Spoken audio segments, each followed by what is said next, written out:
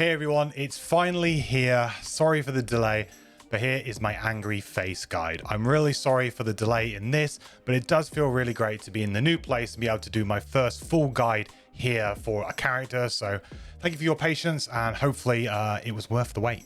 If you do enjoy the video, please, as always, do consider liking the video and subscribing if you're not already. It does help me out so much here on YouTube, and I have lots of more Gloomhaven content on my channel already, lots more guides, but also many more to come in the future for this, Frosthaven, and some Jaws of the Lion stuff as well. So please do subscribe if you'd like to get it while it's hot. And of course, you can always catch me live at twitch.tv/mandatoryquests, where I stream every Monday, Wednesday, and Sunday. So if you've got any Gloomhaven questions that you'd like to ask me live, then always can come and hang out there and yeah, just ask me live. I think it goes without saying, but just in case, this video will contain spoilers for the Angry Face class and for some higher prosperity level items that we will go through more specifically in the items section. So if you are worried about those, then you can maybe glance over the items section. However, we will be discussing high prosperity items as well as Angry Face spoilers, of course. Okay then, let's not hang about. Let's get into the guide for the Doomstalker.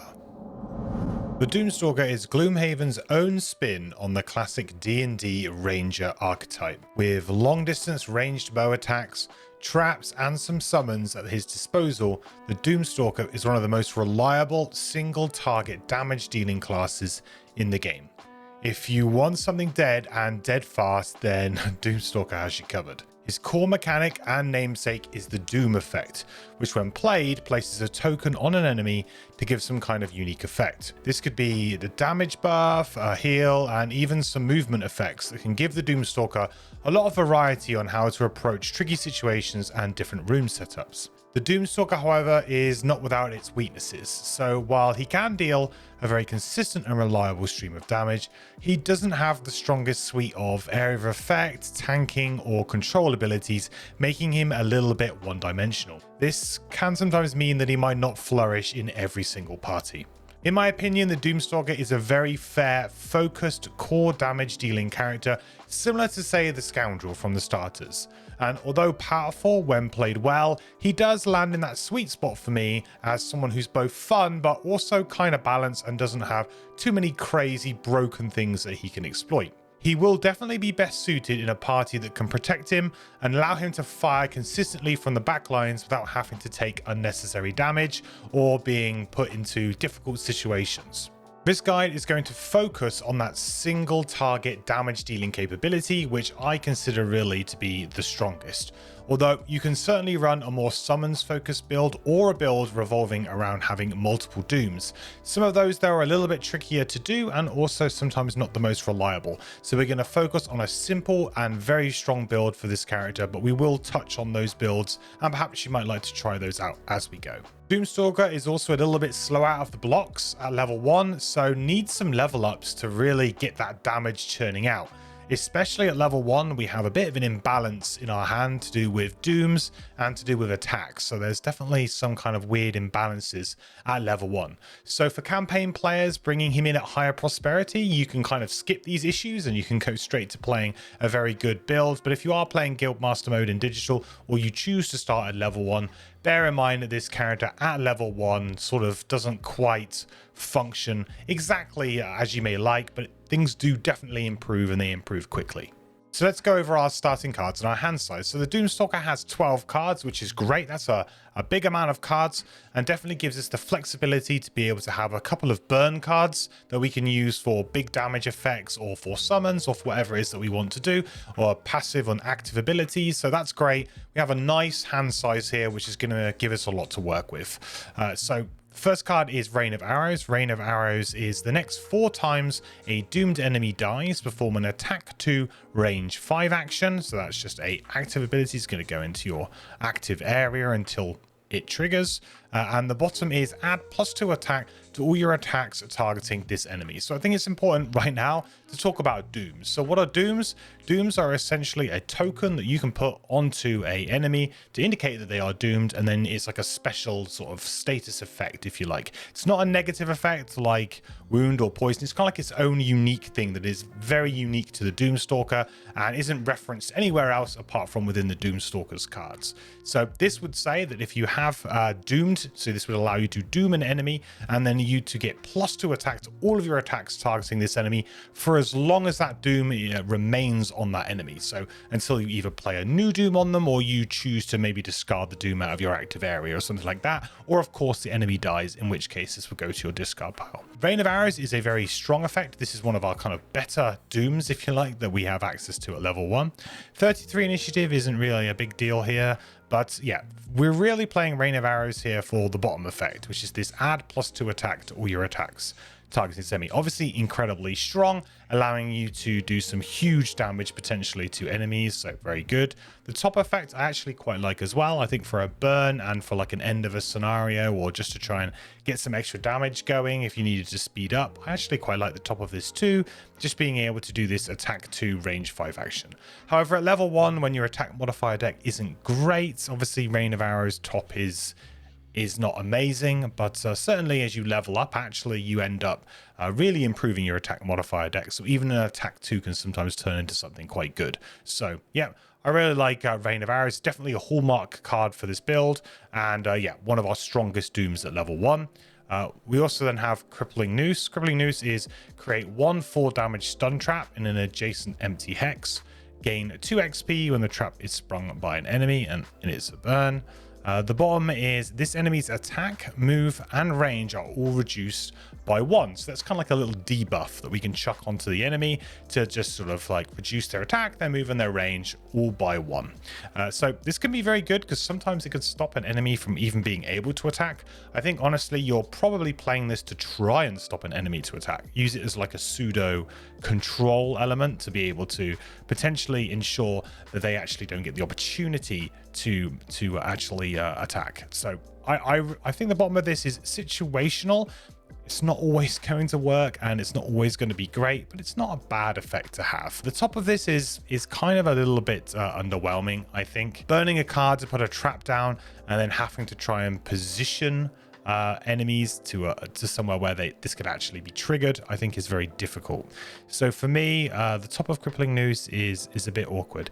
Yes, in theory, stun traps can be amazing if you can actually get them to trigger. However, it's a lot of hoops to jump through, right, in order to get a stun. And if you've played other characters in Gloomhaven, you'll know that they can get very quick and easy access to stun. So for me, this tends to just be a bit too much work for this effect. However, the bottom is kind of like an okay little nerf. This is definitely a card that we're bringing along at level 1 that we're not super jazzed about. This isn't one of our strongest cards or one of our stronger cards, but it's kind of the best of a bad bunch at level 1, unfortunately. So Crippling Noose makes the cut here, but only just about. And yeah, I think that this can be quite good and potentially could save you from taking an attack or some extra damage at some point. So Felling Swoop is our next card, which is Summon Warhawks. We have our first summon top. 3 health, 3 move, 3 attack with flying. This is just a great little summon. The 3 move means it's always going to be able to kind of follow you around, so you don't have to worry so much about burning this in the first room and then being scared that the summon's going to get left behind. It is a melee summon though, so it can sometimes be hard to keep this alive because it will just get itself into some awkward positions, but it does have flying. Being able to go through obstacles, not spring traps, really is the power of flying on your own summons. It means that it's not going to die to some stupid movement sort of effect if you're playing digital, because you don't get to choose. And yeah, so it can keep it alive. So I actually quite like Warhawk. I think it's an okay, pretty reasonable, serviceable summon for level 1. The bottom is, however, also a very good thing for us, because one of our big problems on the Doomstalker at level 1 is we struggle with our movement. Our movement is tough, and we have a Doom here on the bottom that can really help us with that. So the bottom of this is, when this enemy dies, you move to the hex in which it died. You basically teleport to where that enemy died, right? As soon as it dies, the doom is removed and you immediately move, which sometimes can be good, sometimes can be bad, might chuck you into some danger, but generally speaking, this is a very good way from you to get from one end of the room to the other extremely quickly, over traps, things like that. It's when set up, which sometimes it can be difficult to set up, but when this is set up correctly and you can utilize this for a big move, it does feel really good. I think Felling Swoop makes the cut mainly because of the bottom here, but I think the top is actually a really serviceable summon to play too for some extra damage and some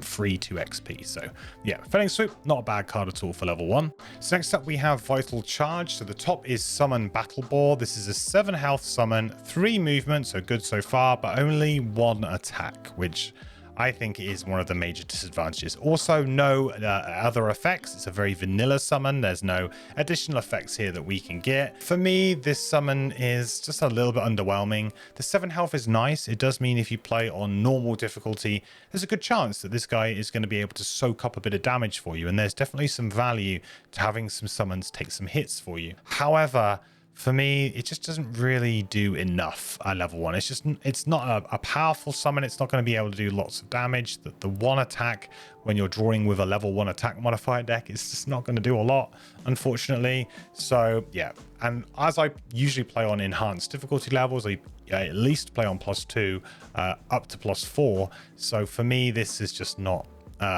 it's too underwhelming, really. And it just doesn't add enough to what we can do. And the bottom here is Doom. Mark 1 enemy is doomed. When this enemy dies, perform a heal force self action, which is a nice size heal. That is a good size heal. However, the problem though we have with this is that while we are usually on the back lines doing damage and not really being attacked, if we end up being the focus, then no amount of healing is really gonna save us, because we don't have a great health pool at level 1 and we are just going to get attacked, and it's going to be problematic for us. So realistically, this character does not really like to get in people's faces and take damage, so these big heals don't really work for us. If this was some kind of heal that we could, like a heal for range 3 or something like that we could throw on an ally, this could be more useful. Because it's a heal for self though, I just think that this card doesn't really do much of anything for us. And this is actually a pretty bad card, in my opinion, for this character outside of maybe playing a summon focus build. So that's why Vital Charge here doesn't make the cut. So on to Race to the Grave, which definitely does make the cut. So Race to the Grave is pretty much our best Doom, and pretty much the best Doom that we ever really get. There are some ones that do more interesting things later on that we get, but in terms of reliable damage dealing, this is like MVP. You're going to absolutely love this card. So the top is attack 5, range 5, 2 XP. I think that's maybe a little bit on the low side in terms of like a burn effect, but it's not bad by any means. So if you wanted to just try and kill a boss or something like that, then yeah, you might be able to use the top of Race to the Grave to get that 2 XP at the end of a scenario and just to do a big amount of damage in a single go. However, where it's really at is this 9 initiative and this Doom, which says this enemy suffers 2 damage at the start of each of its turns. That's right, it's kind of like a super wound. So you put Race to the Grave on, and at the beginning of each of that enemy's turns, as long as Race to the Grave is there, they're going to take 2 damage, just like they would do with Wound. And this is insanely good because it's pure damage, it's true damage, whichever way you like to call it, which means it goes through shields. So it's very, very good at killing low health but high shield enemies. It's just perfect for that kind of thing, and it's guaranteed damage, which is the most important thing. And the enemy has no way of removing Dooms. Enemies cannot remove Dooms, unlike Wounds, which potentially an ally could come along and heal and save an enemy from death. No, there's no way to remove them if you're an enemy, so Dooms are always going to happen. So we absolutely love this. Yeah, Race to the Grave is by far our kind of best Doom, really, and super good. And it's good that we get access to it at level 1 as well, because this is going to be a cornerstone of how we're going to play going forward. Next up, we have Multi-Pronged Assault. So the top of this is attack 4, range 3, target 2 with 2 XP, 14 initiative, which is a really big important part of this character, having some good early initiatives. You're going to want a couple of late ones too, just to your positioning reasons, but this is really handy for that 14 initiative. And the bottom is all allies add +1 attack to all their attacks targeting this enemy. Now this is an interesting one. I think the top is a really good attack, actually. You know, attack 4, range 3, target 2, which basically means that you're going to be attacking for 8. That's 8 damage, right? Spread out over 2 targets. That's absolutely worth it as a burn, in my opinion. That is great. That is not too far behind some AoEs that you can get from other characters, and also could potentially be attacking a doomed enemy, so you'll be able to get some more value out of that. It's super, super good. I think multi-pronged assault is actually a really excellent top burn in terms of just wanting to get a bit of damage done. The bottom is a bit weird for us because it says all allies add +1 attack, and that doesn't mean us. So unfortunately, we are not an ally of ourselves, which means that we don't actually get that +1 attack. So this is very much it's like a buff to our allies that we can chuck down. So if you're going for the summon build, this is obviously very good for that kind of situation. You got lots of summons out, they're all going to get benefit of this +1 attack. Also, this will scale with if you're playing with 4 mercenaries versus playing with 2 mercenaries. This is obviously a lot weaker, so I wouldn't really recommend using the bottom of this very much. In this particular build though, and for us, we're going to be mainly using this card as a 14 initiative and probably default move 2 quite a bit until we find a good position to maybe use the top of multi-pronged assault. This for us is going to really be a move to 14 initiative a lot of the time, but the bottom has got some good situational use with larger parties and with summons, and the top is actually a really good burn attack, I think, so we're happy to have it. Next up we have Detonation, which is create 1 3 damage trap in an adjacent empty hex. All enemies adjacent to this trap suffer 2 damage when the trap is sprung.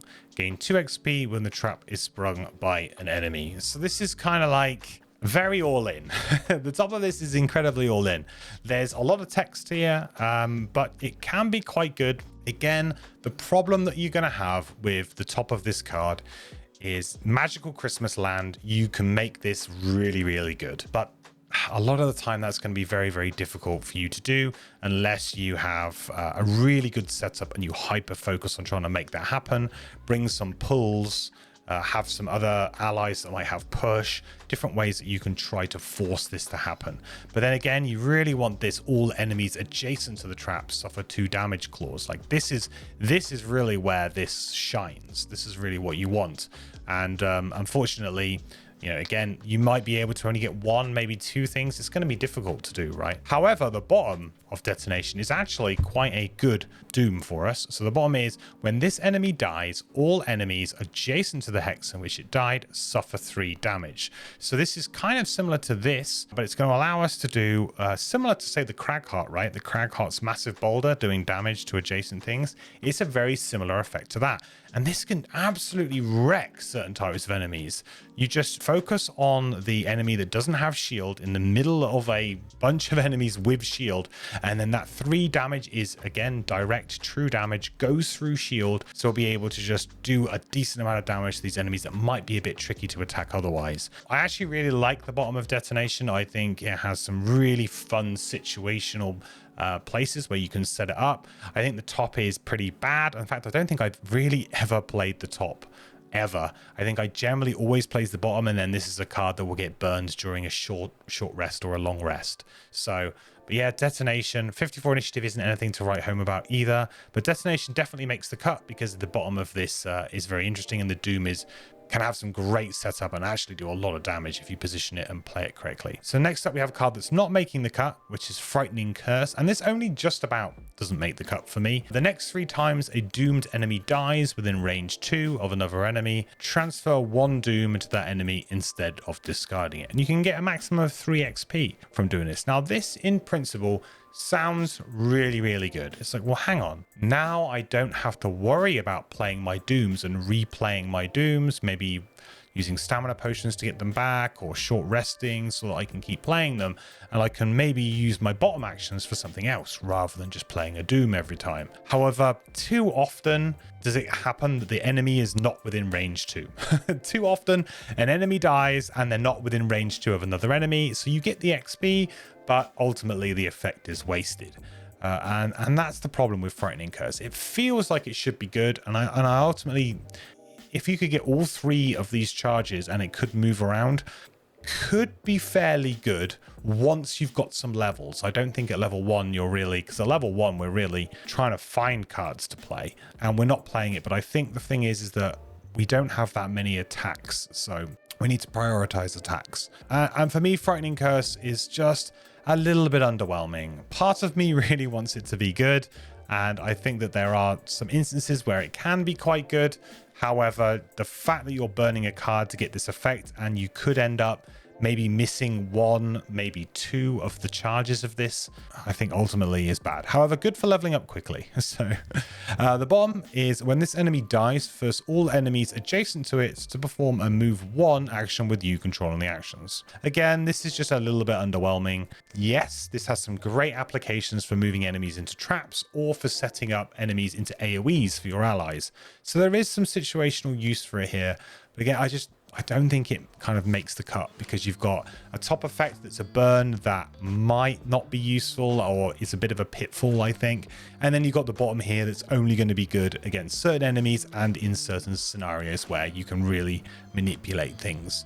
So for me, Frightening Curse is kind of like two mediocre halves of a card. So unfortunately, two mediocre halves don't make a good card. So yeah, they can't make one good action between them, unfortunately. So Frightening Curse just about misses out. Next up, we have Foot Snare, which is also not a very nice card. The top is create 1/2 damage immobilized trap and an adjacent empty hex. This isn't a burn, but I still think this is bad. We really need push or pull to make traps any kind of good. And for me, this is just too much work. So yeah.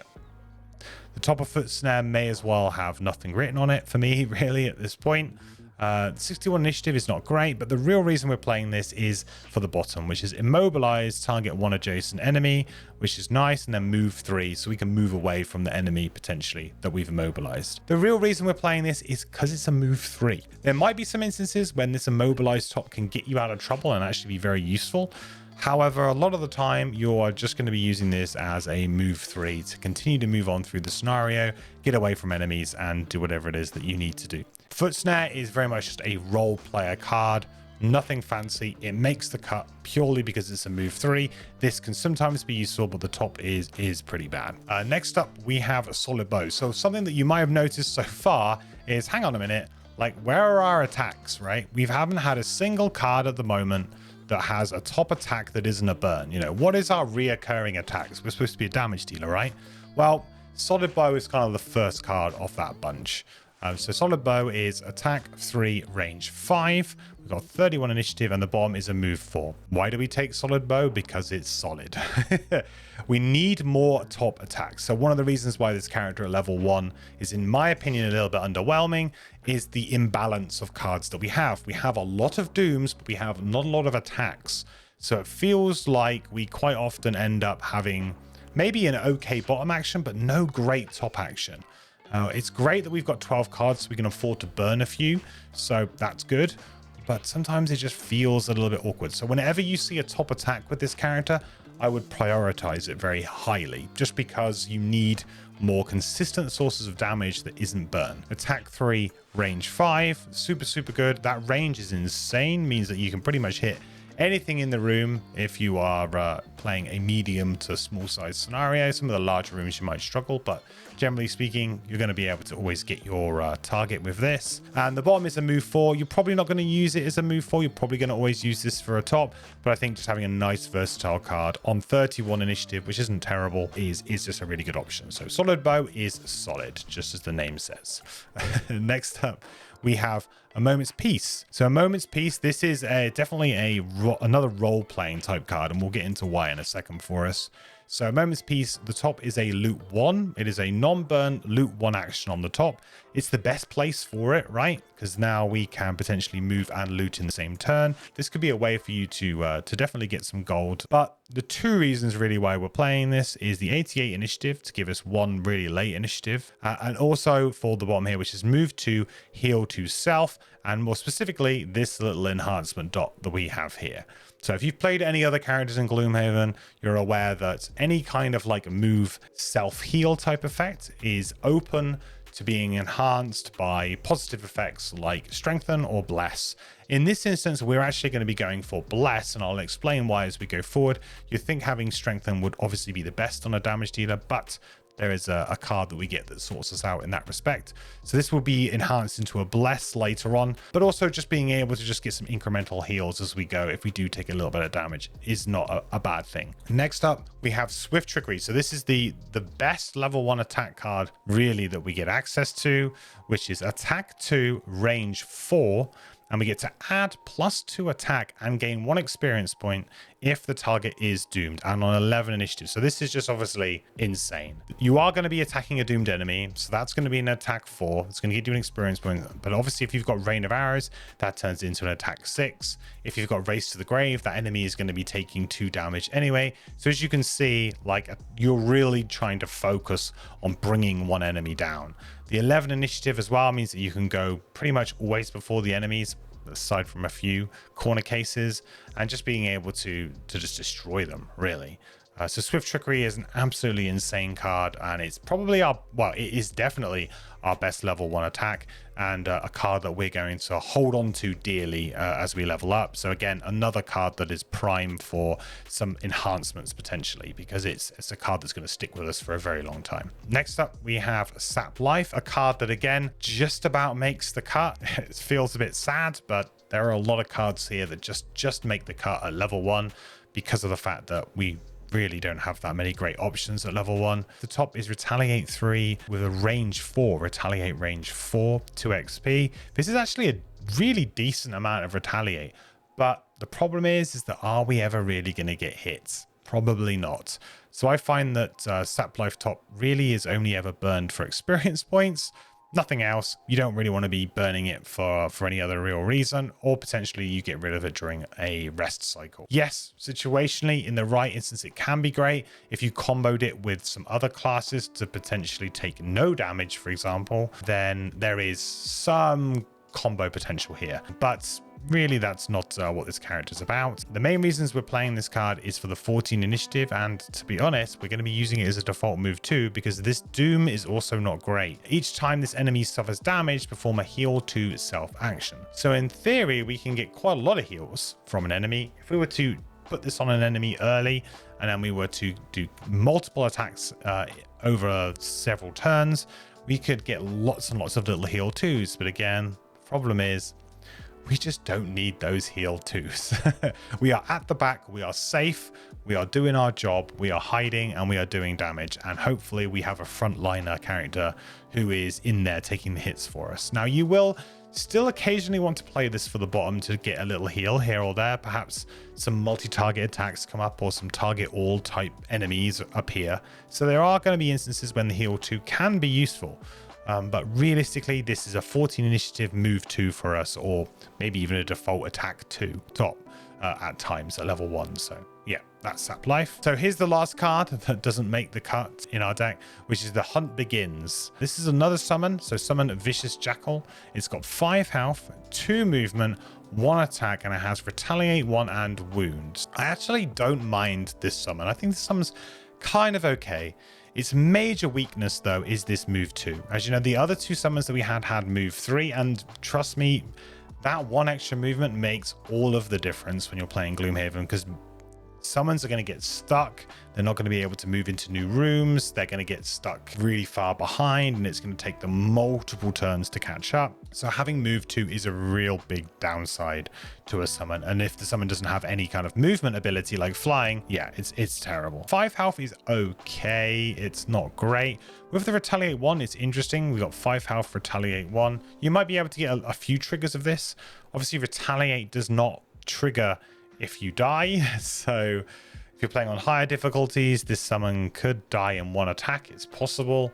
But in normal difficulty, there's a good chance that this summon will stick around for maybe two attacks. 1 attack as well is pretty underwhelming, but it does apply wound, which is a good effect. So I feel like this one is slightly better than the boar, but there's not a huge amount in it for me, because this move 2 means that we're going to probably have to play it towards the end of a scenario. And the bottom is another Doom, which is all summoned allies add +2 attack to all their attacks targeting this enemy. So now we see something like, hey, hang on, maybe we do want to play the boar, right? Because we're going to be playing a summons build. So this is obviously a card that is completely for the summon build.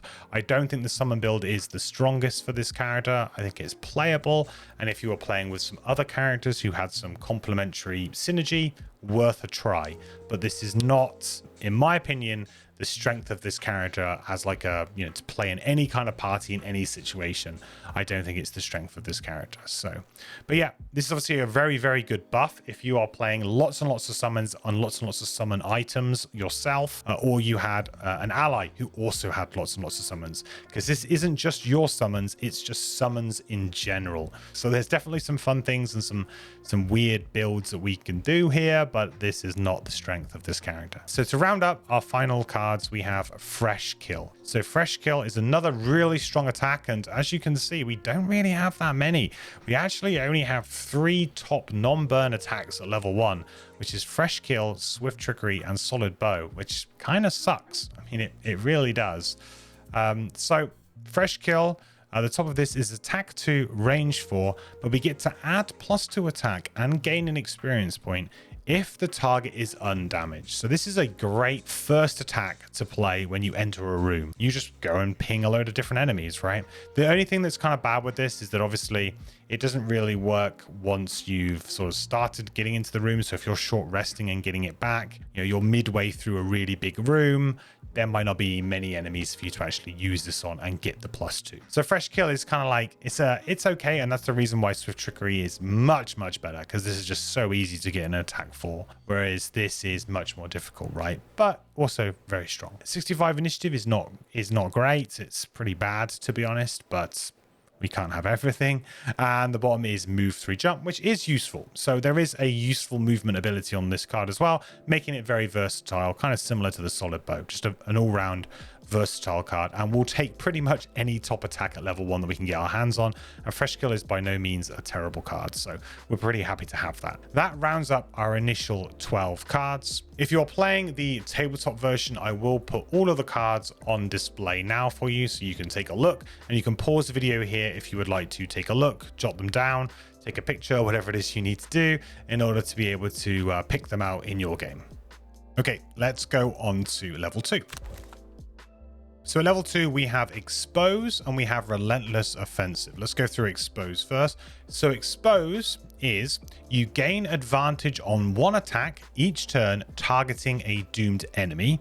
All enemies lose invisible and may no longer gain invisible. 2 XP, and it's a permanent effect that you get for the rest of the scenario. Now, that should have you pretty excited. Remember when I said that a moment's peace, we do not want to enhance strengthen? Well, that's because we are going to be taking this card. But more importantly, this means that we are going to have constant advantage against a doomed enemy. And we're only really going to want to attack our doomed enemies. It's going to be very rare that we attack anything other than that, apart from a few of our kind of multi-target attacks, things like that. So Expose is just insanely good at ensuring that we just don't miss. And missing is really horrible on characters that are single target focused. It's the worst thing that's possible. If you've ever played Scoundrel players, you will know that feeling of missing a lot, because that character is very all in, doesn't often have access to advantage or strengthen, and well, you just kind of end up always drawing that miss when you're just about to set up a backstab smoke bomb play. We all know it. So we all know that feeling. So Expose is our kind of counter to that. And because we have 12 cards, we can absolutely afford to burn a card as a permanent ability for us, or a permanent active. So top of Expose is incredibly strong. The bottom here as well is pretty good. So you and all allies gain Pierce 2 on all of your attacks targeting this enemy. Now for me, Expose is pretty much always turns into a turn 1 play.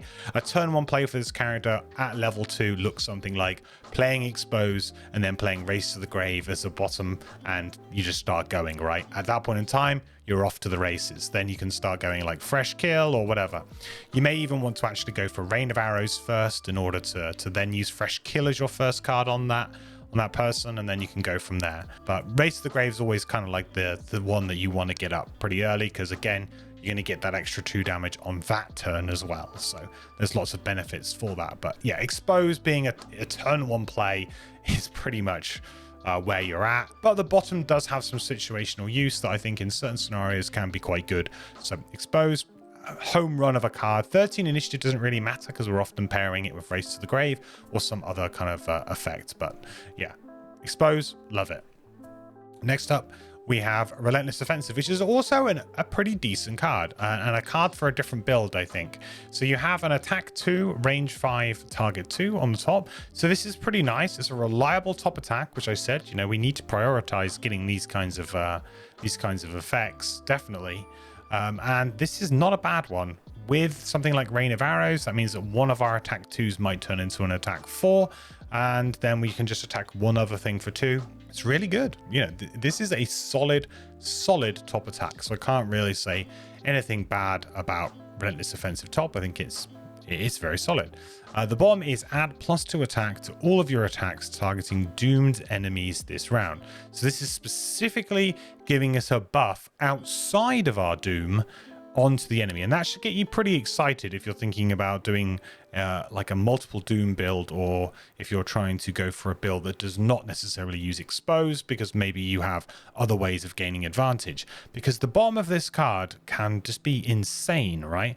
It's an additional +2, so if the target has Rain of Arrows on them already, then you play this. This is basically +4 before you've even played your attack, and you've even drawn an attack modifier. So this can really mount up to be a huge amount of damage. I do think that the top, though, is a very solid attack. So quite often you're going to be ending up playing it for the top attack, especially early on, because you don't have enough of them.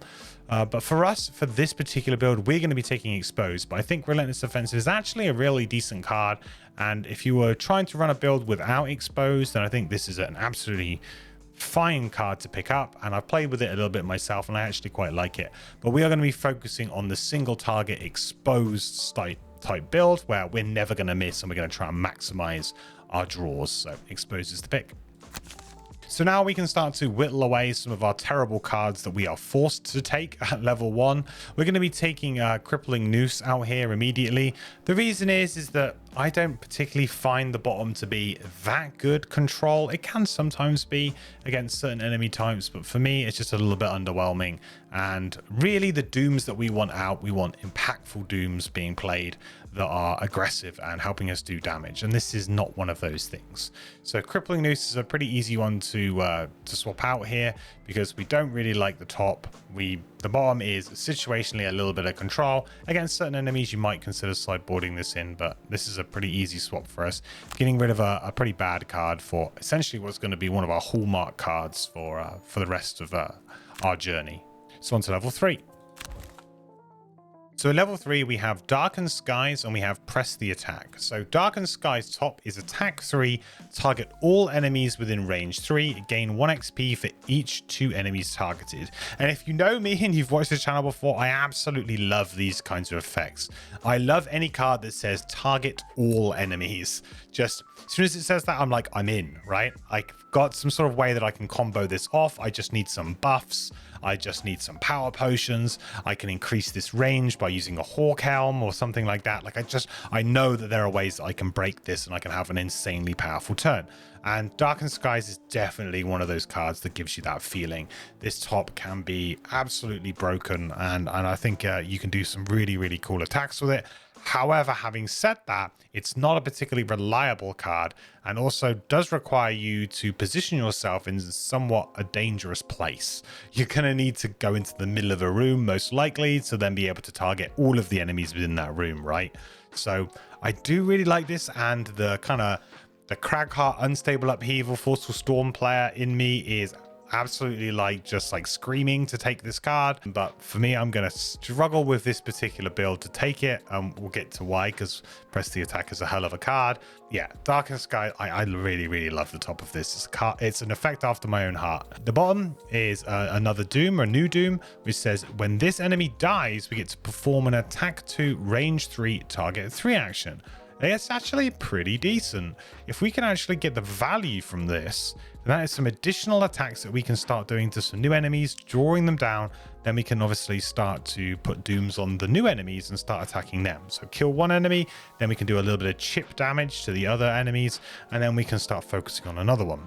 This isn't too bad at all. I actually quite like this Doom. I think it's got some nice kind of damage spread effects, and for a character that struggles to deal with multiple enemies, then this is quite good. And the problem is, though, is this attack 2 is not great against shielded enemies. Also, the enemies themselves have to be within range 3 of you. So sometimes when this triggers, there just isn't that many enemies to attack. Again, the how good this is going to be is going to come down to player count. If you're playing 2 players, then it's really not going to be very good, because you might not even have 3 enemies on the board when you open a room to deal with. So there are some issues with the bottom of Darkest Skies, and I think it's more of a card that situationally can be quite good, and for certain players they will potentially want to use it. But we're going to go along to Press the Attack, which is a card which is basically everything that we really want, and a type of card that we've been looking for. So we've been really enjoying playing Swift Trickery up to this point, and we just basically want a second copy of Swift Trickery, which, thank you game, we get another copy of it, and actually an even better version of it. So Press the Attack is attack to range 4, exactly the same as Swift Trickery. However, where things change is we get the additional +1 attack here, and it gain 1 XP if the target is doomed. So we get that +1 attack. So this is now potentially an attack 5 at range 4. Just insanely good. We also get a slight improvement on the initiative, which is 10. I mean, there's not really anything in that, to be honest, but yeah, that's really nice to have the same effect on an early initiative. The bottom is Retaliate 2, range 2. Ignore that. You will never ever play the bottom of this card. Ever, ever, ever, ever, ever. The top of Press the Attack is insane, and this really fills a void for us, where if you've been playing up to this point, you will have noticed that your turns sometimes feel a bit awkward because you just want to attack something. You have the Doom up that you want, you're really happy with the Doom that you have in play, and you're looking down at your hand and you just don't have enough attacks. You just have more Dooms, and you just don't want to play them. So Press the Attack fundamentally helps to start to swing that balance so that we can start having an even distribution of Dooms and attacks. So Press the Attack, easy pickup here for us. But Darkest Skies is a card that, I'm so tempted. So the card we're going to get rid of here is we're actually going to get rid of Sap Life. Let's say an underwhelming heal Doom on the bottom, and the top is pretty much unplayable for us aside from getting 2 XP and in certain situations maybe being able to do some damage. We don't really have enough health to be able to sustain Retaliate 3 range 4 against, say, 2 or 3 enemies. Like, we just do not have the health pool to really sustain that without some serious buffs or help from allies. So for me, top of Sap Life, unless you're comboing with something, is really pretty unplayable outside of 2 XP. And as you know, we've been mainly playing this as a move 2 on 14 initiative. Not the best sort of advertisement for a card, unfortunately. So Sap Life is going to come out and Press the Attack is coming in, and we're now starting to change the balance of our hand a little bit so that we've got sort of just as many attacks as we do Dooms, so that everything starts to find its place. On to level 4. So at level 4, we get access to Singular Focus and Flight of Flame. So Singular Focus, the top here is a loot 2 XP burn. Now, I just do not like these kinds of cards. Maybe it's because I've been spoiled by Gloomhaven Digital. It's quite possible, but in Gloomhaven Digital, the acquisition of loot, as you can see by my gold counter in the top left, is pretty easy. And to be honest, I mean, I've been playing the game for a very long time, so, you know, this is over a very long period of time. I've also got a lot of gold tied up, so actually my real value of this is much higher because I've got enhancements on lots of different characters. I've got loads of items that I've got on different characters, so my actual gold level is much higher than that. And I'll be honest, loot is a really important thing. And when you're playing the campaign, there are certain campaign scenarios that will call for you to have to take loot cards. But I just don't think you want to be taking level up cards that have loot written on them unless there's a significant benefit to doing so, like the other half of the card is insane. So let's have a look at the bottom, which is Doom. Mark any one enemy as doomed. You and all allies gain advantage on all of your attacks targeting this enemy. I mean, Strengthen is great. We know that Strengthen is great. Advantage is great. However, we are playing, Expose, which essentially gives us permanent advantage, as well as having that nice little side effect of dealing with annoying night demons or wind demons. This, yes, can scale quite nicely. If you're going for the more summons kind of route, then actually It's not bad for summons, because summons can sometimes struggle if they draw those -1s, those -2s. This can stop that from happening. So there is some corner case scenarios here where the bottom of this can be quite good because it's giving your allies. The fact that it's giving you it is not so much the case, but I think the fact that it's giving your allies the advantage, there's some corner use. But for us, this is absolutely not a card that we want because it really does not help us in any way at all. Flight of Flame is another card here that we're not super jazzed about, but I think it's going to be a card we take on necessity. So the top of this is create 1/2 damage wound trap in an adjacent empty hex. Wound target all enemies adjacent to this trap when the trap is sprung. It's not a burn this time, so, you know, non-burn traps, slightly more playable. Slightly more playable. However, just, yeah. This is such a big setup just to get wound on everything. And there are certain characters, there are certain enhancements that you can buy. There are just so many easier ways of getting this effect if you want, without having to jump through all these hoops. So it's cute, but for me, just ultimately quite a bad effect and ultimately just not worth the effort. 53 initiative is nothing special, but the bottom here is special, which is move 5 and jump. Sounds very, very basic, and it is very, very basic, but it is a role player type effect. This character struggles with movement, and if you haven't been able to use the bottom of Felling Swoop very much, either because enemies are dying at the wrong time, or you just haven't been able to set it up, you don't seem to have it at the right time, or you've been playing the Warhawk instead, then you might have struggled up to now to really keep up with your allies, and Flight of the Flame kind of solves that issue for you. This now means that you can jump around to your heart's content, make sure that you get to the other end of the room, get over those traps, go and hide in a corner so you can go and attack things safely. Yeah, it's just, yeah, it's great for this character. Really, really is good.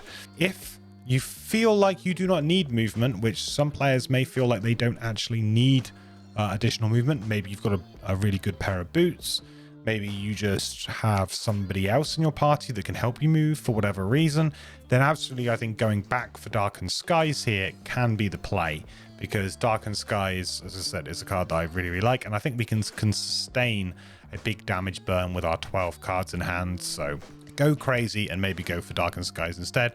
But for the purposes of this build and on the basis that we just want to make us a very self-sufficient character, we're going to take Flight of Flame. So the card we're taking out is Foot Snare. Very, very simple. This is just a like for like. Foot Snare was a card that we only had in our deck really for that move 3, and maybe some small use of that Immobilize, maybe if we get lucky and we've got a good opportunity to use it. But generally speaking, this was only a move 3. So this is a strict upgrade up to move 5. So we'll get rid of Foot Snare and we'll bring in Flight of Flame. And yeah, just a easy upgrade for us. On to level 5.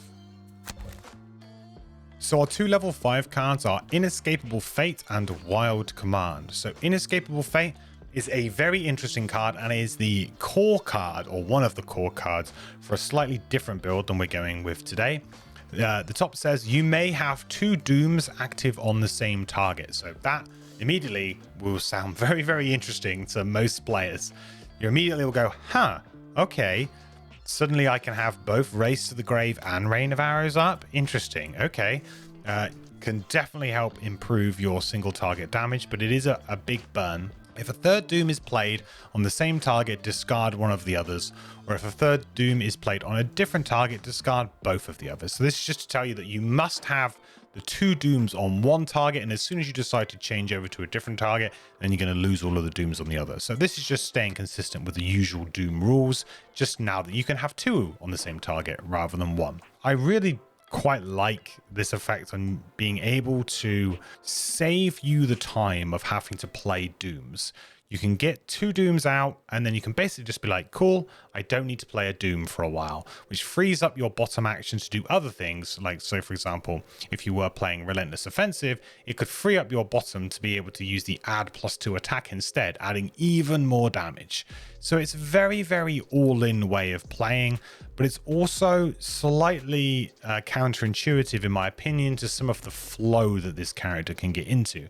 I feel like this character has quite a natural flow to their play, which is that you're going to play expose on the first turn, maybe race to the grave. Then you're going to start doing all of your attacks, and you're going to then play rain of arrows onto a different target, and then you're going to kind of keep cycling these cards around, and it becomes very natural to have this kind of combo as you go along. And not a very difficult one, but quite a satisfying one to play. Whereas I think the top of Inescapable Fate kind of throws you off of that a little bit by then saying, okay, you can have 2 dooms active, but then at that point in time, when you want to switch to a new target, both of your dooms, or probably your best dooms, are going to end up in your discard, right? So it's a bit harder for you to switch from one target to another, because if you put Race to the Grave and Rain of Arrows on one target, and you have no way of transferring those dooms, which there is a card coming up that will help us do that, which we'll go into because that is another key part of this build, which would want this card. You would then struggle, right? Because they would both go to the discard pile, and you're kind of left with your sort of your B team, if you like, of dooms, which is like Detonation, for example.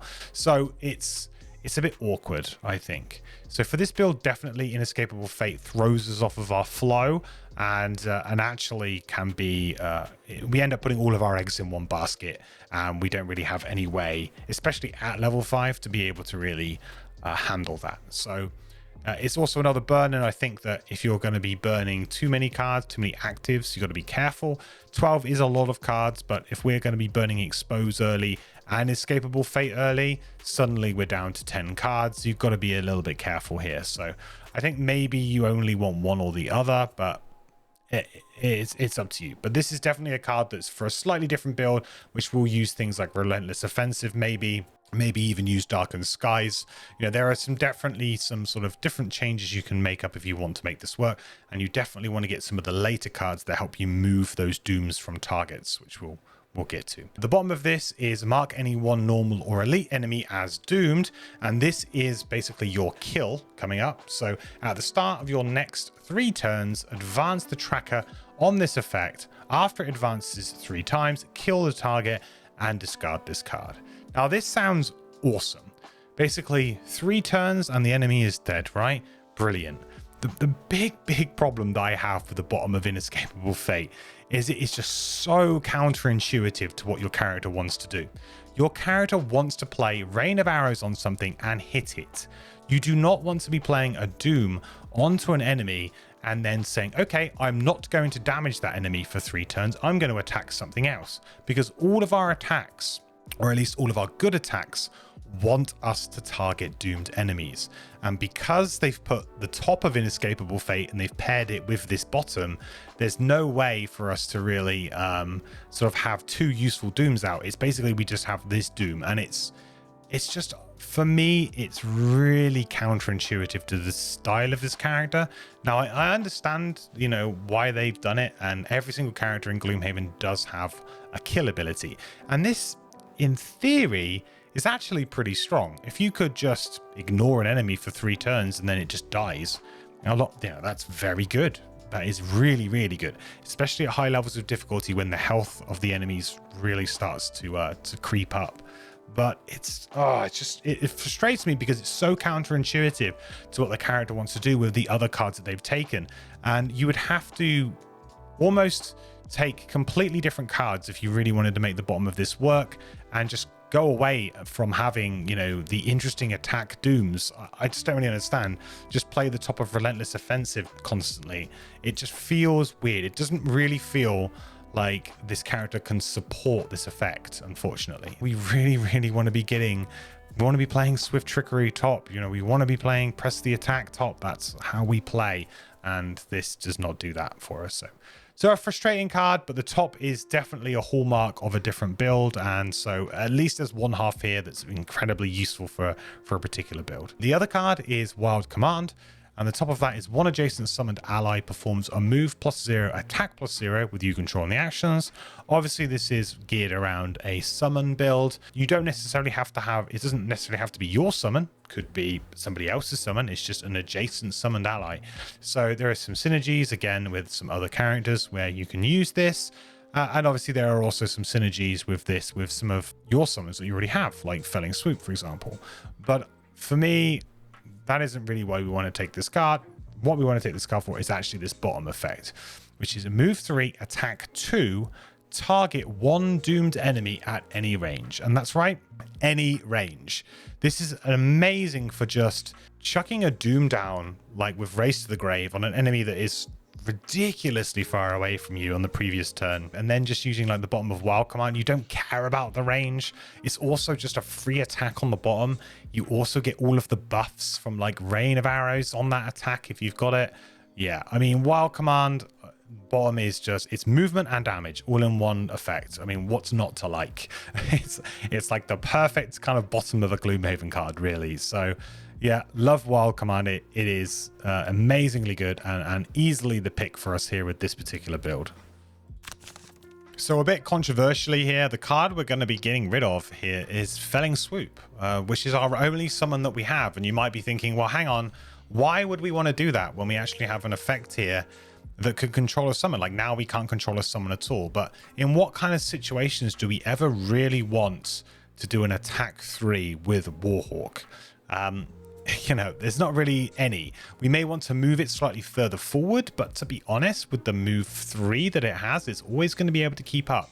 So for me, we don't have ourselves a particularly great summon in Felling Swoop to really take advantage of this. And what it does is this also can kind of focus you really on what the intent of this card is, in my opinion, which is to use that bottom effect. Now, we may be getting another summon later on down the line too, which is another reason why we like Wild Command, but this is absolutely an easy swap out for us because Felling Swoop doesn't do too much. The bottom of this teleport effect, you might still find that useful, and in certain scenarios you may actually want to sideboard this back in.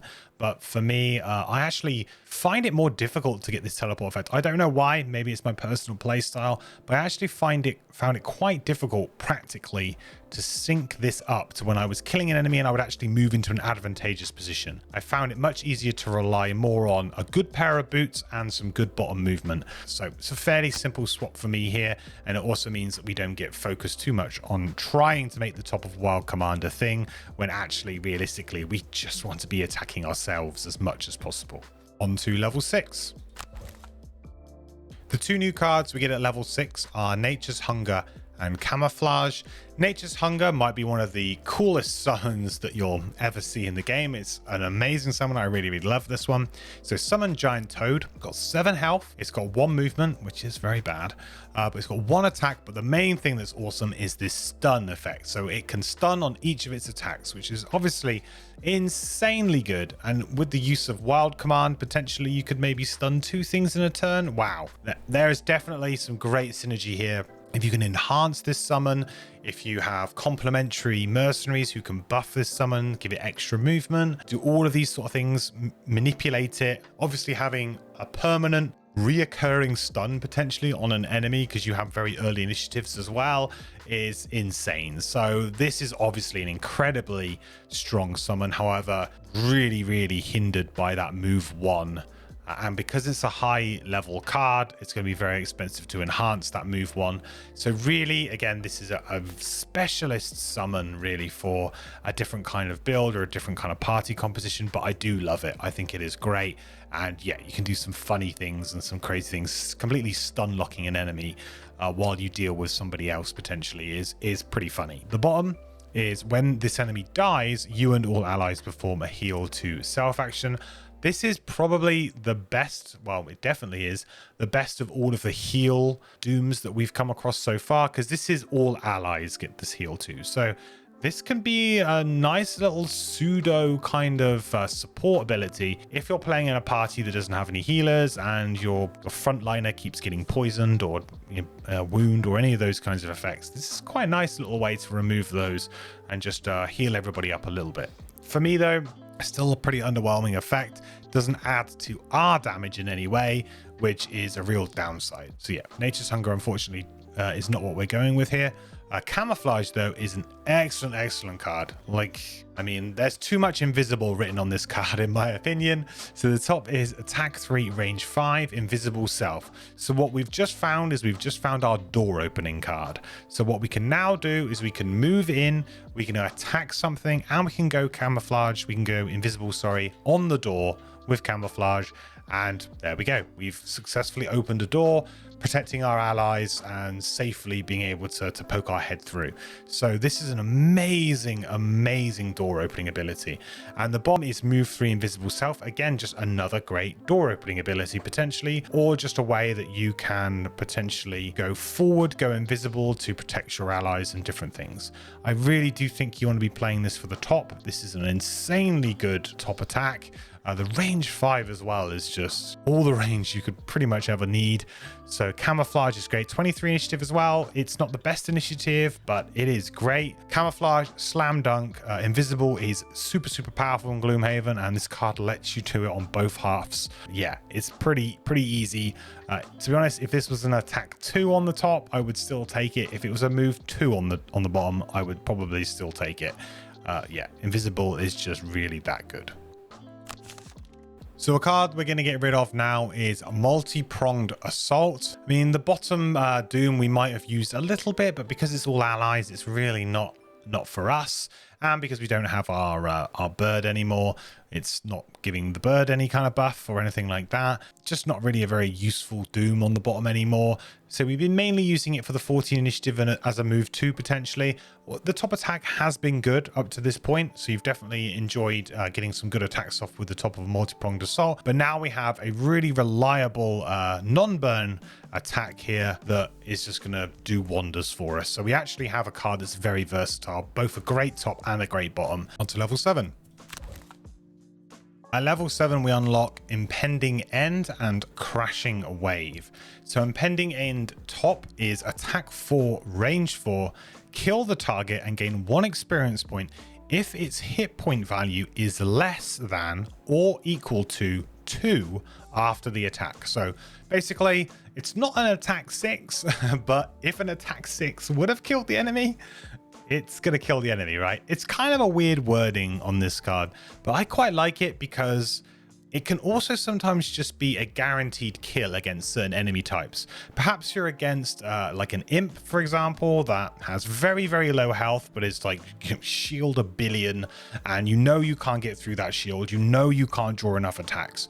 But if it's only got 2 HP, it's going to die because your attack is going to go off, and then you're going to kill it when basically the game goes, okay, they have 2 XP left after the attack, they die, right? So it can be super good, very good in combination with Race to the Grave to try and finish enemies off in that respect with like direct damage. Downside to the top of this card is that a lot of the time it's just going to be an attack 4, range 4, and if you do get poor draws, then it doesn't really work. So I find that Impending End works much better when you're playing with Exposed than when you're not playing with Exposed. Because with Exposed, it means that you're going to have advantage draws. Let's say you draw a +1 or a +2 with your attack 4, plus you have rain of arrows. There's a good chance that you can get enemies down, but you certainly do need to do a bit of maths around, okay, what's my likely draw? You know, how much damage can I do? I'm going to be attacking for this. So you need to kind of plan on when the perfect time is to play Impending End. But to be honest, you're still pretty happy with just an attack 4, range 4 a lot of the time as well. But it is important to note that you do have to kill the target and to gain that 1 XP with the bottom of this card. I've seen a few people talk about how you would still get the experience point on this card regardless. So let's say the enemy had 4 health and you did your attack 4 and you drew a +0, so it dies because you've done 4 damage and you did an attack 4.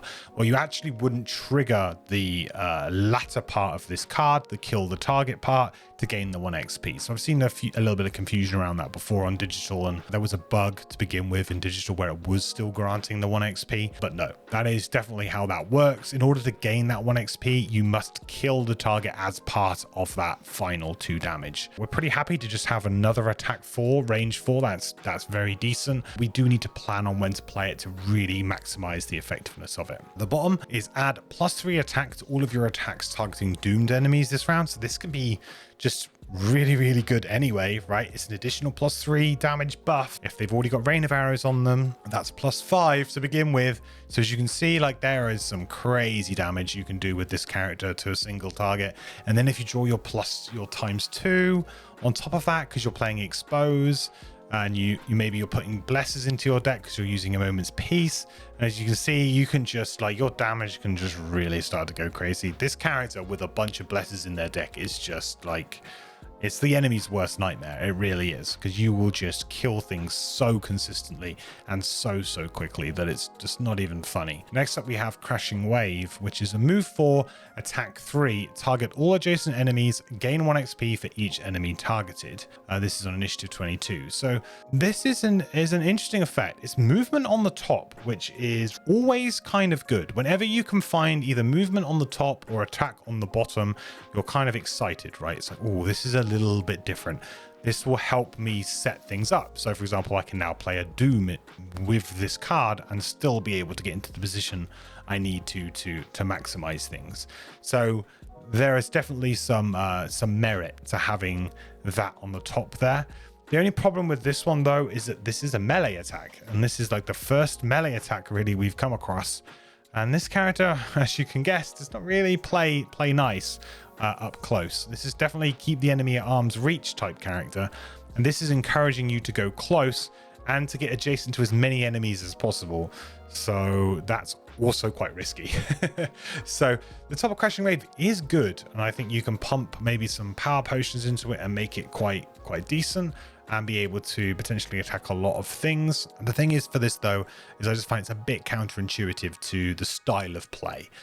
Useful in certain situations, but ultimately against what you want to do. And obviously you would really want to try and attack as many things as possible, and that would mean that there'll be more things alive. Also, the value of this drops off at 2-player versus playing 3 or 4. So again, the number of enemies really does determine how good this kind of thing is. The bottom is a doom. Mark any one enemy as doomed. You and all allies apply curse on all of your attacks targeting this enemy. Now, situationally, this can be okay. This can be fairly good. Put it on a high health enemy and just start getting loads and loads of curses, especially if you're playing in it again in a 2-player situation. Interestingly, this might be a bit better because you might be focusing one enemy down a little bit more together. But this is, for me, a little bit too slow. Just a tad too slow. Unless you had maybe like a load of summons, then obviously the value goes up, because every time you can apply a curse, the value gets greater and greater and greater.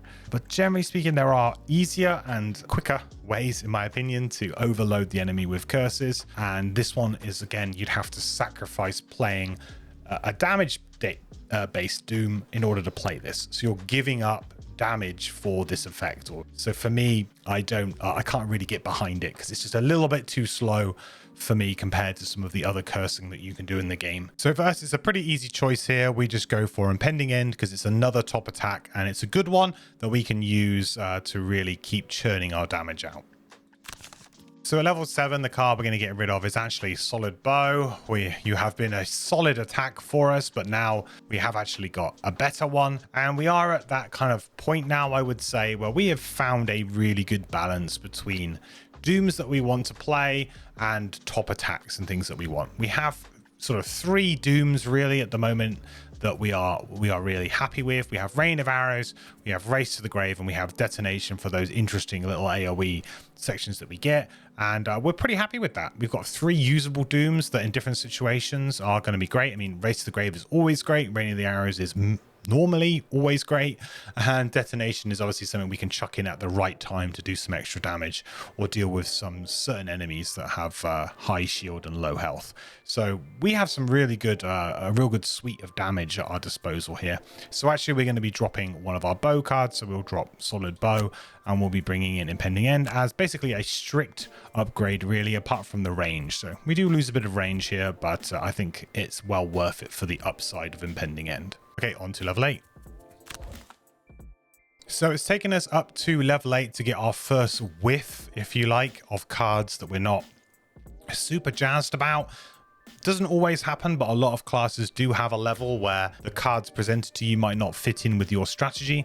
So we have Rising Momentum here, which is attack 6, range 5, push 3, 2 XP on 12 initiative as a top. For me, this is incredibly underwhelming for a level 8 attack. Attack 6, I mean, we can get attack 5 very, very handily with our cards already. I think the reason why this is like this is because, hey, combo it with Rain of Arrows, it's a lot higher, or combo it with the bottom of, for example, Impending End that we've just picked up, right? Could be a one-off really, really huge attack, and there's definitely the potential there for it. The range 5 means that we can pretty much hit whatever we like, and the push 3 is a lot of push. You've got a really good chance to be able to put an enemy through a trap with that. But for a burn effect at level 8, it's just too narrow, in my opinion. It's just not powerful enough. And I don't think that you really want big single target attacks that are burns really at all. Your burns really need to either be actives or big AoEs that can really help turn the tide. And Rising Momentum doesn't really turn the tide of the scenario for you, in my opinion. I think it's a nice attack and it can do a lot of damage. Great, obviously, on bosses and things like that, but those scenarios are few and far between. The bottom is Doom again. If this enemy dies within range 2 of another enemy, transfer this and any other Doom effects to that enemy instead of discarding them. Now, this is the other really big set piece that you need with Inescapable Fate. So with Inescapable Fate allows you to have 2 Dooms. Now we will take Rising Momentum and we would have this as one of our Dooms. And then we would have, let's say, Race to the Grave as our other Doom. And what this allows us to do is to start chaining the damage from Race to the Grave around. You know, if all of the enemies are on 2 health, the first enemy dies, then the Doom jumps to the second enemy, and the second enemy dies because of the Race to the Grave, and it keeps going on and on and on. Now, in order to play this kind of strategy, you do really, really need to focus on what the enemy standee numbers are, because the order in which the enemies take their turn is hugely important in being able to spread the Race to the Grave Doom around efficiently. And obviously this also takes away a lot of the pressure of you having to play multiple times, getting them back with stamina potions, things like that, to be able to put them onto new enemies. So this does help with that element of the character for sure. But for us, I think that this just is, yeah, obviously unusable. The bottom is, it's only good in combination with the double Doom card that you get with Inescapable Fate, because obviously this Doom on its own is just a Doom that does nothing, doesn't add any damage, doesn't do anything, so it doesn't work for us at all in this build. Like, it's unplayable in this build completely, but there is a very good use for it. And we tried out this build actually on Weird Build Wednesday this week. So when this video comes up, if you go to my Twitch or the VODs, we actually tried this build where we went with the double Dooms, and it actually was okay. I think I struggled for the first couple of scenarios because they were a bit weird. The scenario types didn't really help me within that, but the last scenario was quite a good demonstration of what that build can do. You have to really focus quite a lot more, and the payoff isn't great. I think that the payoff is sometimes good. It's like it's got a lower ceiling but a higher floor going this way, I guess is a good way of saying it. And to me, I usually find myself more towards the floor than I do the ceiling when I play this build. So I think that gone in Inescapable Fate, then obviously the Rising Momentum is absolutely the pick, but we have not gone that way. The other card we have is Feral Instincts, which is move 2, attack 3, loot 1. Kind of interesting to have the move 2 on the top, then we can attack something, maybe kill it, and then we would pick up the loot, right, that it's left behind. And it's kind of okay. We can certainly use that to combo with some of our other things, right? So, for example, if they've got Rain of Arrows, this could actually be like an attack 5, which is pretty good. It's not bad at all to be able to do a move 2, attack 5, and then hopefully kill it and then loot the treasure that it leaves behind. It feels very complete. Feels like a really nice kind of like cohesive action. It feels like we've had a really strong turn by doing that. So the top is, again, a little bit counterintuitive though, obviously, because of the fact that we are arranged.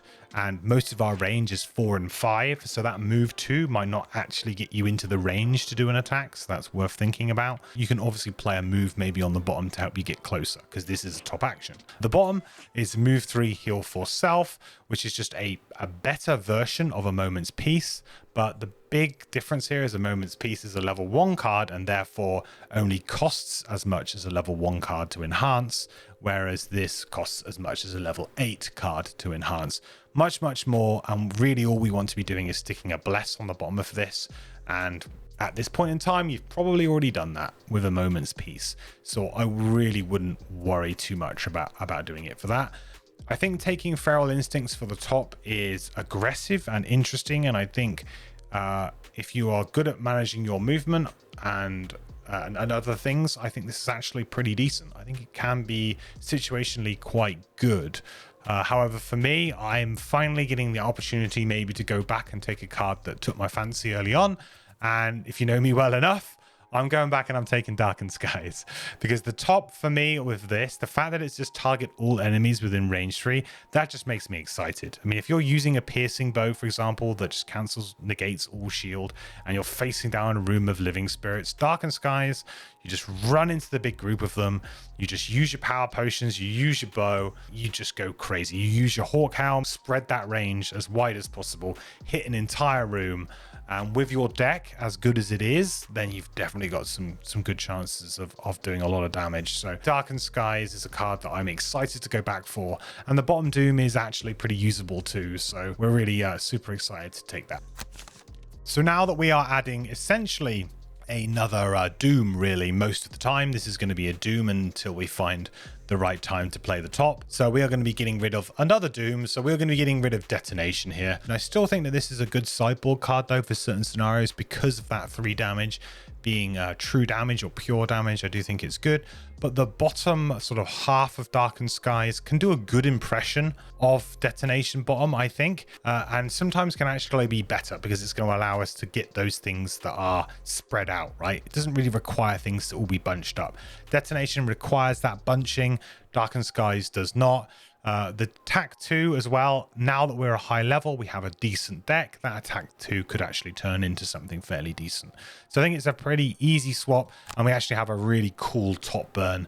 And if anything, we've got an improvement on our initiative as well here with a new 25. Okay, so finally on to level 9.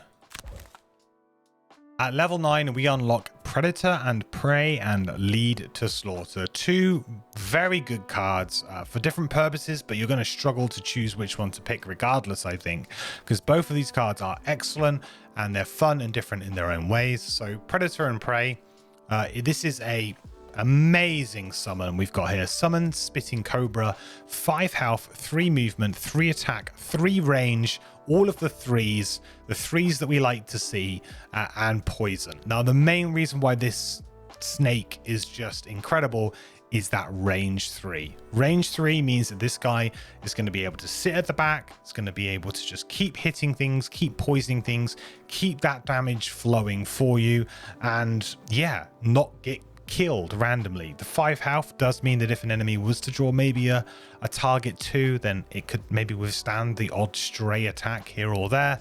The move 3 means it's always going to be able to keep up with you.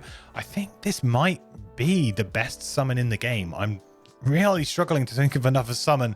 There are some on some other characters that, you know, they verge on it, but for different reasons. But in terms of reliable damage dealing and a summon that I can just throw out really confidently at the start of the scenario and just be like, hey, this summon's going to follow us around and really help us out, there's not really much better summons than this one. The poison obviously works in its advantage too, so its attacks for the next turn are going to be an additional +1 if against the same target, so then suddenly that attack 3 turns into an attack 4, plus you're drawing from your deck, which is really good. Yeah, I love Spitting Cobra. Amazing summon. Definitely a worthwhile level 9 summon. They saved the best summon till last, absolutely. So really like this one. The bottom is actually a really interesting Doom as well. You and all allies add +X attack to all your attacks targeting this enemy, where X is the difference between the range of the attack and the number of hexes to the enemy. So what this is that if, for example, you were to play a range 4, but the enemy was only range 2 away, you would get that 2 wasted range, if you like, back as damage. So that would actually be a +2. So X would be 2. So this can be really, really good for you if enemies start getting close to you. Now, you have a couple of range 5s, right? So you definitely have some good opportunity to actually use this against an enemy where they have come into like range 2 of you and you have a range 5, so it's going to be an additional +3. So this could actually be better than Rain of Arrows in certain situations. I do think the power level of this card really does sit with the top. I think the summon is just awesome. And with our 12 cards, we're going to burn Expose and we're going to burn Spitting Cobra. That puts us down to 10, which is a little bit low, but we don't really have any other burns unless we somehow end up burning, or we do end up burning Darkened Skies, right? So this, in my opinion, is a really good spot for us. We can kind of afford to, it's a little bit greedy, but I think we can get away with it. So Summon Spitting Cobra is really, really where you want to be, but that bottom is an interesting Doom effect and can actually do some work for you too. The other card is Lead to Slaughter. So this is an attack for range 6. This is like a hugely long range. Would be really good with the bottom of this, right? But unfortunately, we can only choose one level 9. We force the target to move up to 3 hexes directly towards the closest hex adjacent to one of its enemies. Now, this is kind of a bit of a unique effect. It's a bit of a weirdly worded, but essentially it's not quite pull. It's a little bit different to pull. It's essentially wanting them to have to go towards the closest one. Pull sometimes gives you some flexibility, right? You could go here, you could go here. Whereas this is, it has to go towards the closest hex adjacent to an enemy. So it might not focus you, might focus somebody else. Pull always comes off of the attacker's basically proximity, right? So if I'm attacking something with pull, I'm going to pull it closer to me, the attacker. Whereas this does not necessarily do that. This will actually do it to the closest enemy. So that could be your frontline character. So it's a little bit different. It's similar, but different and unique enough on its own. And it's a very, very good attack. But the main other reason really why we want to play this, I mean, the top is very solid. The bottom, though, is move 3, transfer all active Doom effects from their current target to one enemy within range 4 of you. Now, this is how we really start to basically just keep the Dooms going. How hopefully after the first few rounds, we will never have to play a Doom again. So you would use Rising Momentum potentially, you would use Rain of Arrows, you'd use Race to the Grave. When an enemy is very, very close to death, but before they die, you will move 3, maybe open a door, transfer all of the Dooms onto the new enemies in the new room. Then potentially you could play Camouflage as a top attack onto that enemy, right? To be able to do some extra damage because they might have Rain of Arrows on, and then you go invisible on the door and you've just become like the perfect door opening character, right? You've managed to keep your combo going and you've managed to do some damage and open the door in a safe way. This just feels super, super good. So this card is absolutely the card that you want if you went for the different build with Rising Momentum and Inescapable Fate. Absolutely 100% is the card that you want. However, for us, we are just focusing on doing as much damage as possible and just killing enemies. And because we aren't playing the transfers and we're not playing the double Doom, then absolutely Predator and Prey is just insane damage output on the top for us. Just having, you know, imagine just every single turn you're getting an extra 3 damage basically from you. That's like what it is, and sometimes more than that, right? Because you're drawing attack modifiers. So yeah, and poison as well. Yeah, just so good. So Predator and Prey it is. So the card we're getting rid of is Fresh Kill, our old favorite from level 1. You might have already sort of cottoned on to the fact that Fresh Kill is not really, you know, doing the business anymore. You might have even switched over to using it as a move 3 jump quite a lot at this point in time. We just can't guarantee that enemies are not going to be damaged, and just having an attack 2 in our hand kind of sucks. So we definitely need to upgrade this card, and Predator and Prey is just a huge upswing in damage and a very simple burn. Greedy burn, but a very simple one for us to play. So this is an easy card for us to swap out. Fresh kill for Predator and Prey. Okay, so I will put up on the screen all of my level 9 cards, my complete build for you tabletop players. So if you'd like to pause the video here to be able to view all of the cards, then you can do so. And if you want to lay them all out and see them all together. So perks for this character is pretty self-explanatory, to be honest. It's nothing too crazy. First off, you're going to want to start with consistency and max that out. Then you're going to want to max out intent. Once you've done this, if you are playing the campaign version of the game, I would suggest you actually go down and take resilient, which is ignore negative scenario effects, because you are going to come across them fairly regularly. If you're playing Guildmaster mode though, they have added negative scenario effects to some missions, but they're few and far between in my experience, so I don't feel like this perk is really worth going for early. But if you are going for the campaign, and let's say in this instance we're going to take resilient.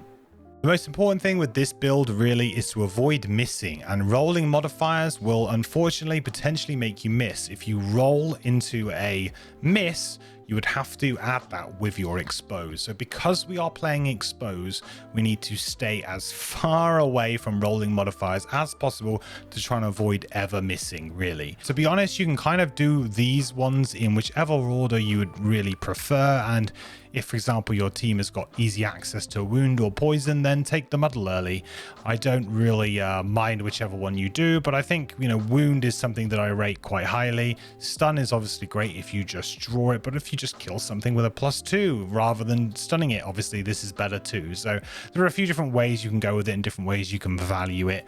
But for me, you can do kind of any combination of these in any order that you like. Not added to digital yet, but in physical, there is actually a missing perk here, which is the rolling add target perk. Now, because it's rolling, I would avoid that thing like the plague. However, you know, if you're in a situation in the campaign and you have to take a perk, then you might consider taking the add target perk. Maybe. The thing is, though, is that we really only get the benefit for attacking our doomed enemies. So the add target thing, although nice, it just means we're going to be attacking something else for maybe 2 damage because we're going to be using like swift trickery.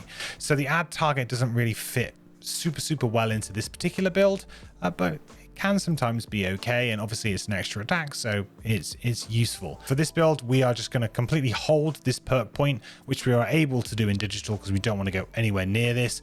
But I would say you could probably go for the rolling +1s, would probably be a bit more preferable if you're playing the campaign, if you had to, versus the rolling targets for this particular build. So items are fairly simple on this character. For head items, you're going to be looking for a hawk helm, or you're going to be looking for an upgraded version telescopic lens later on, just giving you some additional range. I think this is very useful. You could also consider picking up an item like Pendant of Dark Pacts, can be very strong on this character.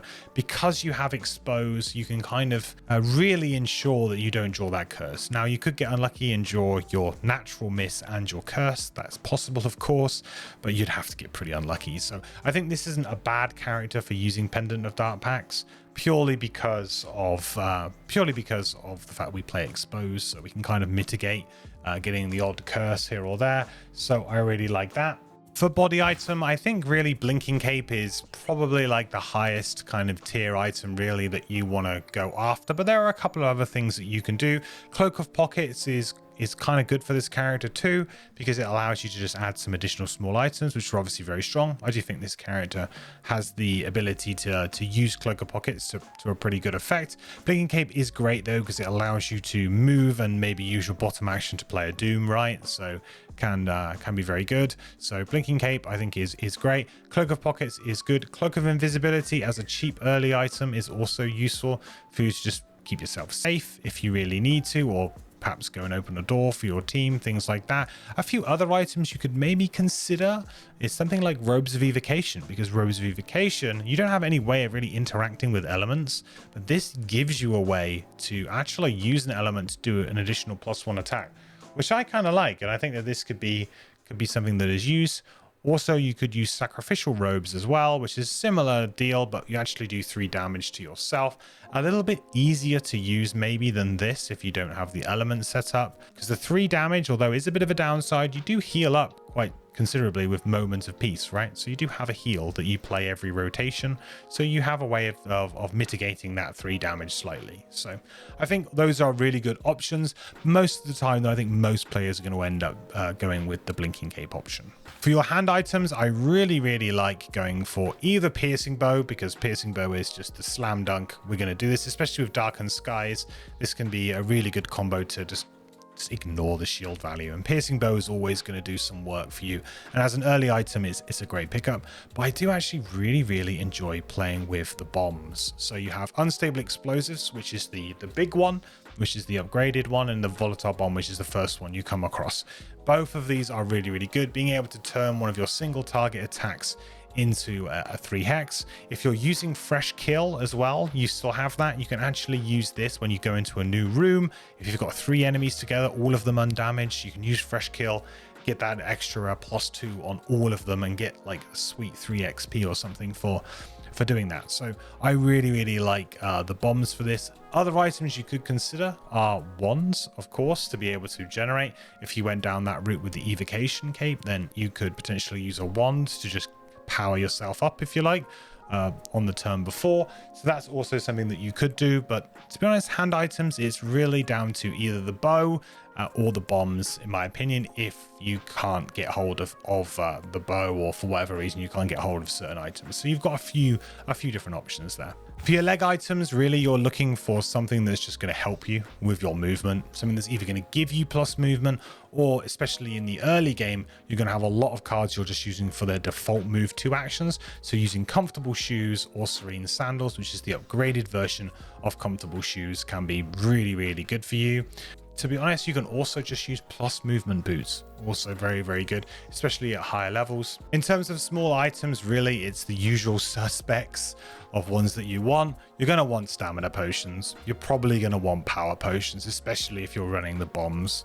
These will give you some great opportunities, and Darkened Skies as well, of course. This also gives you some great use, but it's really going to be all about card recursion for you. So stamina potions, star earrings, these things are all extremely good. Also, the best ring for you is actually the Ring of Haste, because that allows you to potentially play a Doom and do something else, or if you were playing the double Doom build, you could play 2 Dooms in a single turn. Ring of Haste is quite good for that. But in terms of small items, really you want your usual suspects. Any kind of recursion is going to be great. Star Earring, get those cards back, refresh potentially your boots, refresh your lens. That's going to be really good. I also quite like Stun Powder, and I also quite like Doom Powder. Both of those items I think can be very good for you, just as one-shot items to use. So I think Doom Powder, we get a copy of it somewhere at the top. Yeah, Doom Powder, which is the upgraded version that also adds Poison and Curse. So it's a pretty self-explanatory build for items, really.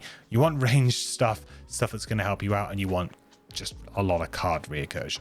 Enhancements for this character are pretty simple. There's only really one that I would say is 100% you should do, which is absolutely on the bottom of a Moment's Peace. This heal to self, you want to add Bless. Only costs you 50 gold and will consistently add blesses into your deck as you go along through the scenario. And with Expose, you're going to have some great opportunities to draw these and just do some crazy damage. So you definitely want Bless over Strengthen, because we're playing Expose.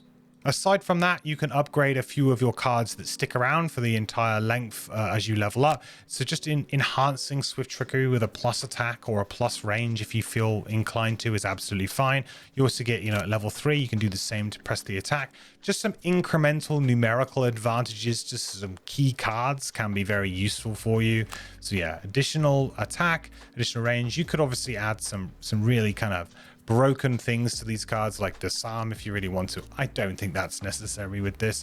I actually quite like enhancing this character, because it's nice to get a character for once where just doing numerical increases is actually very strong. So just do those and you'll be fine, and just ensure that you get that Bless on the bottom of a Moment's Peace. And there we have it, guys. Thank you so much for watching. I hope you enjoyed the guide. I think this character is actually a really just fun, balanced damage dealing character. I had a lot of fun putting together this guide, and it was more of a straightforward guide than perhaps some other characters. But I do think that this character has 2 decent viable builds, which is really interesting. A lot of characters kind of have either one very, very strong build and then other ones that are a bit weaker. I do think this character's got 2 builds that are equally possible to be strong. I think maybe this one's a bit more consistent with most parties, but I think maybe the ceiling for power level might be higher on the other build. But you just have to have that right party, and you have to have that commitment to playing in that way, which is a bit trickier, I think, overall. And you know the drill, guys. Please consider liking the video if you did enjoy it and subscribing. Also, come over to twitch.tv/ManatoryQuest, where I stream every Monday, Wednesday, and Sunday Gloomhaven. So you can always ask me Gloomhaven questions there. If you've got any questions about this guide or any other characters, or even Frosthaven stuff, we're always willing to talk Gloomhaven and Gloomhaven related content and things on the channel. So always come over and see me live. Okay, so I guess I'm off to go work on my other long overdue guide for Cthulhu. So I will see you in the next video. Thank you again so much for watching. Bye. I think still, yeah. Oh, Scout that's the blessing from Jeff. Yeah. That's the blessing So, from. Isaac, at this point, can we get your approval to add an additional attack modifier deck for allies in the digital version?